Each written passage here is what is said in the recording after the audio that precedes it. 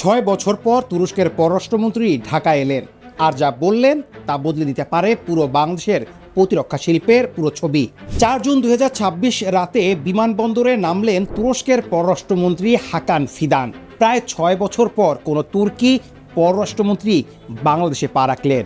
স্বাগত জানাতে নিজে বিমানবন্দরে গেলেন বাংলাদেশের পররাষ্ট্রমন্ত্রী ডক্টর খলিলুর রহমান। পরদিন 5 জুন সকাল 10:30টায় ইন্টারকন্টিনেন্টাল হোটেলে শুরু হলো সেই বৈঠক, যেটা শেষ হওয়ার পর কূটনৈতিক মহলে শুরু হলো নতুন হিসাব। একটা বৈঠক, কিন্তু এর পেছনে কি বাংলাদেশের প্রতিরক্ষা শিল্পের সবচেয়ে বড় পরিবর্তনের পরিকল্পনা লুকিয়েছিল? আজ আপনি জানবেন হাকান ফিদানের এই সফরে আসলে কি হলো, 5টি বড় আলোচনার বিষয় কি ছিল, বাংলাদেশ তুর্কি অস্ত্র কারখানা আসার সম্ভাবনা কতটা বাস্তব, এবং আগামী 1 থেকে 3 বছরে এই সম্পর্ক ঠিক কোথায় যেতে পারে। তো চলুন শুরু করা যাক। Bugün kıymetli kardeşim Bangladeş Dışişleri Bakanı এই সফর বোঝার আগে একটু পেছনে যাওয়া দরকার। 2026 সালের মার্চ মাসে বাংলাদেশের পররাষ্ট্রমন্ত্রী খলিলুর রহমান তুরস্ক সফর করেন হাকান ফিদানের আমন্ত্রণে। সেই সফরে ঠিক হয় ফিদান ঢাকায় আসবেন। দক্ষিণ কোরিয়া সফর শেষ করে ফেরার পথে ঢাকায় থামলেন তিনি 4 জুন থেকে 6 জুন পর্যন্ত। 3 দিনের কর্মসূচি ছিল। 5 জুন সকালে দুই পররাষ্ট্রমন্ত্রীর আনুষ্ঠানিক দ্বিপক্ষীয় বৈঠক এবং এরপর একান্ত বৈঠক। বিকেলে যৌথ সংবাদ সম্মেলনে দুই মন্ত্রী একসঙ্গে মিডিয়ার মুখোমুখি হলেন। সন্ধ্যায় ফিদান গেলেন কক্সবাজারে রোহিঙ্গা শিবিরে। সেখানে তুর্কি সংস্থা TIKAFED এবং তুর্কি রেড ক্রিসেন্টের মানবিক কার্যক্রম পরিদর্শন করলেন। 6 জুন সকালে দেখা করলেন জাতীয় নাগরিক পার্টির নেতা নাহিদ ইসলামের সঙ্গে। তারপর জামায়াতের ইসলামী নেতা শফিকুর রহমানের সঙ্গে 6 সদস্যের প্রতিনিধি দলের সঙ্গে। সবশেষ প্রধানমন্ত্রীর কার্যালয়ে গিয়ে সাক্ষাৎ করলেন প্রধানমন্ত্রী তারেক রহমানের সঙ্গে। অর্থাৎ এটা কোনো আনুষ্ঠানিক সৌজন্য সফর ছিল না, এটা ছিল পূর্ণমাত্রার কৌশলগত সম্পৃক্ততা। ডেইলি স্টার, BSS এবং ঢাকা ট্রিবিউন এর রিপোর্ট অনুযায়ী এই সফরে মোট 5টি প্রধান বিষয়ে আলোচনা ও সিদ্ধান্ত হয়েছে। প্রথমত, প্রতিরক্ষা শিল্পে যৌথ উদ্যোগ। পররাষ্ট্রমন্ত্রী খলিলুর রহমান সংবাদ সম্মেলনে বিশেষভাবে ডিফেন্স আইটেম ম্যানুফ্যাকচারিং বা প্রতিরক্ষা সামগ্রী উৎপাদনকে তুর্কি বিনিয়োগের প্রধান ক্ষেত্র হিসেবে চিহ্নিত করেছেন। হাকান ফিদান বলেছেন, দুই দেশের প্রতিরক্ষা শিল্পে যৌথ উদ্যোগের সুযোগ রয়েছে এবং এই নিয়ে আলোচনা ইতিমধ্যে শুরু হয়েছে। বাংলা মিরর নিউজ জানিয়েছে, কূটনৈতিক ও সামরিক বিশ্লেষকরা মনে করছেন এই সহযোগিতার মাধ্যমে বাংলাদেশ ড্রোন, ট্যাঙ্ক এবং ইলেকট্রনিক প্রতিরক্ষা সরঞ্জামের উৎপাদন কেন্দ্র স্থাপনের পথ খুলতে পারে। দ্বিতীয়ত, বিশেষ অর্থনৈতিক অঞ্চলের প্রস্তাব। তুরস্ককে বাংলাদেশের একটি বিশেষ অর্থনৈতিক অঞ্চল দেওয়ার আনুষ্ঠানিক প্রস্তাব দেওয়া হয়েছে। ঢাকা ট্রিবিউনের তথ্য অনুযায়ী এর আগে তুরস্কের বাণিজ্যমন্ত্রী ওমর ব্লাতের ঢাকা সফরের সময় একটি প্রতিরক্ষা শিল্প অঞ্চল স্থাপনের প্রস্তাব উঠেছিল।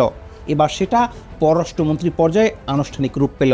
এই অঞ্চলে বস্ত্র, প্রতিরক্ষা উৎপাদন, জাহাজ নির্মাণ, ওষুধ, নবায়নযোগ্য জ্বালানি, তথ্য প্রযুক্তি ও বিমান চলাচল খাতে বিনিয়োগের সুযোগ তুলে ধরা হয়েছে।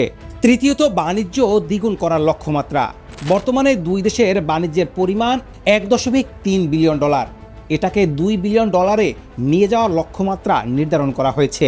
একই সঙ্গে মুক্ত বাণিজ্য চুক্তি এবং অগ্রাধিকারমূলক বাণিজ্য চুক্তির সম্ভাবনা নিয়ে আলোচনা হয়েছে। চতুর্থত, সংস্কৃতি ঐতিহ্য রক্ষায় MOU স্বাক্ষর। সফরের একমাত্র আনুষ্ঠানিকভাবে স্বাক্ষরিত নথি। বাংলাদেশের পক্ষে সাংস্কৃতিক বিষয়ক মন্ত্রী নিতাই রায় চৌধুরী এতে সই করেন। পঞ্চমত, বার্ষিক 2+2 পরামর্শ বৈঠকের সিদ্ধান্ত। প্রধানমন্ত্রী তারেক রহমানের সঙ্গে বৈঠকের পর বিএনপির পক্ষ থেকে জানানো হয়েছে, দুই দেশের পররাষ্ট্রমন্ত্রী পর্যায়ের বার্ষিক পরামর্শ বৈঠক ও পররাষ্ট্র ও প্রতিরক্ষামন্ত্রী পর্যায়ে বার্ষিক 2+2 পরামর্শ বৈঠক চালু করার সিদ্ধান্ত হয়েছে। এই 2+2 ফরম্যাট মানে পররাষ্ট্র ও প্রতিরক্ষা মন্ত্রণালয়ের একসঙ্গে বৈঠকে বসবেন। এটা সাধারণত ঘনিষ্ঠ সামরিক মিত্রদের মধ্যেই হয়ে থাকে। এই 5টি বিষয়ের মধ্যে কোনটি সবচেয়ে গুরুত্বপূর্ণ? MOU নয়, বাণিজ্য লক্ষ্যমাত্রাও নয়। বিশ্লেষকরা বলছেন সবচেয়ে গুরুত্বপূর্ণ হলো প্রতিরক্ষা শিল্প অঞ্চলের প্রস্তাব। কারণটা বুঝতে হলে তুরস্কের প্রতিরক্ষা শিল্পের বর্তমান অবস্থা জানতে হবে। তুরস্কের রাষ্ট্রীয় প্রতিরক্ষা কোম্পানি রকেটসান, অ্যাসেলসান, বায়াক্তার, অটোকার এবং এসটিএম, এই 5টি কোম্পানি এখন বিশ্বের সবচেয়ে দ্রুত বর্ধনশীল অস্ত্র উৎপাদনকারী প্রতিষ্ঠানের তালিকায় আছে। তুরস্ক চাইছে এই কোম্পানিগুলোর উৎপাদন বেস বিশ্বের বিভিন্ন দেশে ছড়িয়ে দিতে, কম খরচে উৎপাদন, স্থানীয় বাজারে প্রবেশাধিকার এবং রাজনৈতিক সুসম্পর্ক, 3টি লক্ষ্য একসঙ্গে অর্জনের জন্য। বাংলাদেশে একটি প্রতিরক্ষা শিল্প অঞ্চল স্থাপিত হলে এটা হবে দক্ষিণ এশিয়ায় তুরস্কের প্রথম সরাসরি প্রতিরক্ষা উৎপাদন ঘাঁটি। বাংলা মিরর নিউজের বিশ্লেষণে বলা হয়েছে ড্রোন অ্যাসেম্বলি, ইলেকট্রনিক যুদ্ধ সরঞ্জাম এবং হালকা সাজোয়াজানের উৎপাদন এই অঞ্চলে সম্ভব। তবে এই সম্পর্ক হঠাৎ করে হয়নি, এর পেছনে আছে এক দশকের ধৈর্যশীল গড়ে ওঠা। 2018 থেকে 2023 সালের মধ্যে বাংলাদেশ তুরস্ক থেকে রকেটসানের TRG 300 কালাপান গাইডেড রকেট সিস্টেম এবং MK এর বোরান 105 মিলিমিটার হাউজার কিনেছে।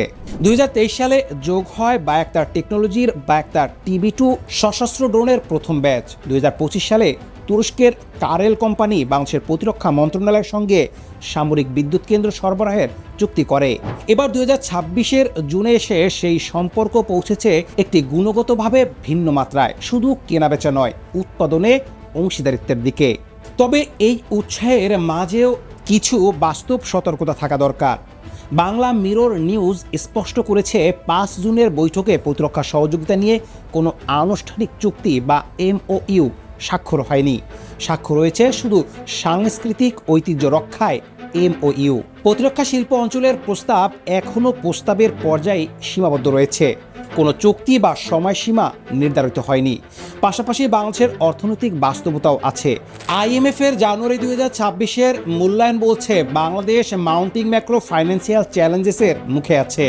বৈদেশিক মুদ্রার রিজার্ভ 2021 সালের $48 বিলিয়ন শীর্ষ থেকে নেমে 2024 সালে 20 বিলিয়নের নিচে চলে এসেছে।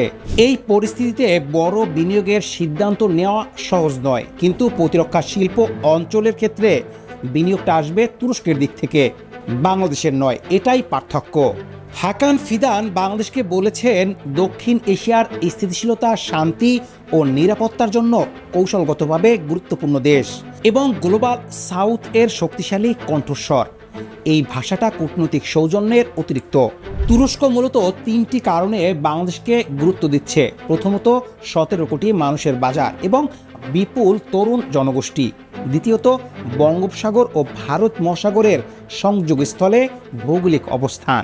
তৃতীয়ত, একটি বন্ধুপ্রবণ সরকার যারা প্রতিরক্ষা বহুমুখীকরণে আগ্রহী। এদিকে বাংলাদেশের জন্য এই সম্পর্কের গুরুত্ব কম নয়। খলিলুর রহমান জাতিসংঘ সাধারণ পরিষদের 81তম অধিবেশনের সভাপতি নির্বাচিত হয়েছেন, যেখানে তুরস্কের সক্রিয় সমর্থন ছিল। এই সম্পর্ক তাই শুধু অস্ত্রের নয়, বহুমাত্রিক কূটনীতির। আগামী 1 বছরের মধ্যে সবচেয়ে সম্ভাব্য পদক্ষেপ হল প্রতিরক্ষা শিল্পে সহযোগিতার একটি আনুষ্ঠানিক MOU স্বাক্ষর। পাশাপাশি বায়াক্তার TB2 ড্রোনের রক্ষণাবেক্ষণ কেন্দ্র বাংলাদেশে স্থাপন এবং মুক্ত বাণিজ্য চুক্তির আলোচনা আনুষ্ঠানিকভাবে শুরু হওয়ার সম্ভাবনা আছে। 2 থেকে 3 বছরের মধ্যে যদি প্রতিরক্ষা শিল্প অঞ্চলের প্রস্তাব বাস্তবে রূপ নেয়, তাহলে বাংলাদেশে প্রথমে সম্ভবত ড্রোন অ্যাসেম্বলি ইউনিট এবং ইলেকট্রনিক প্রতিরক্ষা সরঞ্জামের কারখানা স্থাপিত হতে পারে। এটা বাস্তব হলে বাংলাদেশ হবে দক্ষিণ এশিয়ায় তুর্কি প্রতিরক্ষা শিল্পের প্রথম উৎপাদন ঘাঁটি। কিন্তু সবচেয়ে বড় প্রশ্নটা ভিন্ন জায়গায়। তুরস্কের অস্ত্র কারখানা বাংলাদেশে এলে ভারত কিভাবে দেখবে, পাকিস্তান কিভাবে দেখবে, চীন কিভাবে দেখবে এবং সবচেয়ে গুরুত্বপূর্ণ, বাংলাদেশ কি এই সুযোগটাকে সত্যিকারের শিল্প রূপান্তরের কাজে লাগাতে পারবে? হাকান ফিদান 3 দিনে ঢাকায় এসে যা বললেন তা শুধু কথা নয়, এটা একটা দরজা খোলার ইঙ্গিত। সেই দরজা দিয়ে বাংলাদেশ কতটা ভেতরে যেতে পারবে সেটা নির্ভর করবে আমাদের নিজেদের সিদ্ধান্তের উপর।